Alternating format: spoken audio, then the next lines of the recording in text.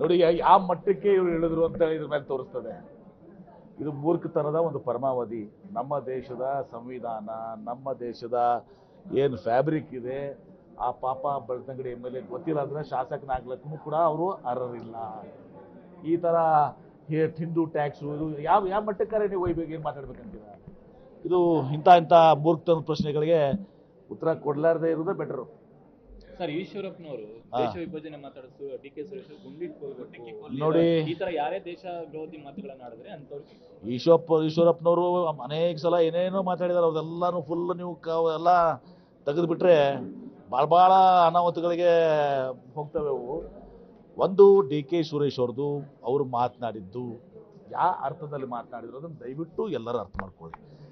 ಅವ್ರು ಹೇಳಿದ್ದಷ್ಟೇ, ದಕ್ಷಿಣ ರಾಜ್ಯಗಳು ಕರ್ನಾಟಕ ಇರ್ಬೋದು, ಮಹಾರಾಷ್ಟ್ರ ಇರ್ಬೋದು, ಆಂಧ್ರ ಪ್ರದೇಶ ಇರ್ಬೋದು, ತೆಲಂಗಾಣ ಇರ್ಬೋದು, ನಾವು ಎಲ್ಲ ಶಿಸ್ತುಬದ್ಧವಾದಂಥ ರಾಜ್ಯಗಳು, ಹಣಕಾಸಿನ ಶಿಸ್ತು ನಮ್ಮ ಹತ್ರ ಇದೆ, ಅಭಿವೃದ್ಧಿ ಹೊಂದುತ್ತಿರುವಂಥ ಇದು. ನಾವು ಟ್ಯಾಕ್ಸ್ಗೆ ಇಷ್ಟೆಲ್ಲ ನಾವು ಶೇರ್ ಕೊಡ್ತೀವಿ, ಆದರೆ ನಮಗೆ ಅನ್ಯಾಯ ಮಾಡಿ ನೀವು ಇದು ಉತ್ತರ ಭಾರತಕ್ಕೆ ಕೊಡ್ತಾ ಇದ್ದೀರಿ. ಅವ್ರು ಕೊಡಲಿಕ್ಕೆ ಬೇಡ ಅನ್ನೋದಲ್ಲ, ಆದ್ರೆ ನಮ್ಮ ಹಣ ಅವತ್ತು ನಮ್ಮನ್ನ ನಿರ್ಲಕ್ಷ್ಯ ಮಾಡಿ ಅಲ್ಲಿ ಒಯ್ದು ಕೊಡ್ತಾ ಇದ್ದೀರಿ ಅಂಥೇಳಿ ತಮ್ಮ ಒಂದು ಏನು ಸಿಟ್ಟಿದೆ, ಆ ಸಿಟ್ಟನ್ನು ತೋರಿಸಲಿಕ್ಕೆ ಆ ಮಾತನ್ನು ಆಡಿದ್ದಾರೆ. ಆ ಅರ್ಥದಲ್ಲಿ ಮಾತಾಡಿದ್ದಾರೆ.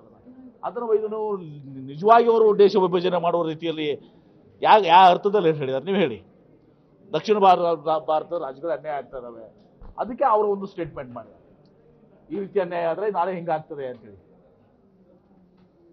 ಆ ಒಂದು ಅರ್ಥದಲ್ಲಿ ತಮ್ಮ ಸಿಟ್ಟನ್ನು ತೋಡ್ಕೊಳ್ಳೋಕ್ಕೆ, ಅದನ್ನು ತೋರಿಸ್ಲಿಕ್ಕೆ ಒಂದು ದಿವಸ ಆ ಮಾತನ್ನು ಹೇಳಿದ್ರು. ಅದನ್ನು ತಗೊಂಡು ಹೋಗಿ ನೀವು ನಿಜವಾಗಿ ಅದನ್ನು ಹೋಗಿ ದೇಶ ವಿಭಜನೆ ಮಾಡಿ ಯಾರು ದೇಶ ವಿಭಜನೆ ಮಾಡ್ಬೇಕಿಸ್ತಾರೆ? ದೇಶಕ್ಕೆ ಸ್ವಾತಂತ್ರ್ಯವನ್ನು ತಂದುಕೊಟ್ಟಿರೋದು ಕಾಂಗ್ರೆಸ್ ಪಕ್ಷ. ಅವತ್ತು ದಿವಸ ಸ್ವಾತಂತ್ರ್ಯದ ಸಲ ಹೋರಾಡಿದ್ದು ಕಾಂಗ್ರೆಸ್ಸಿಗರು, ದೇಶದ ಜನತೆ. ಈ BJPಯವರು ಯಾರು ಕೂಡ, ಈಶ್ವರಪ್ಪನವರಾಗಲಿ ಇವ್ರು ಯಾರು ಕೂಡ ಸ್ವಾತಂತ್ರ್ಯ ಹೋರಾಟದಲ್ಲಿ ಪಾಲ್ಗೊಂಡವರಲ್ಲ.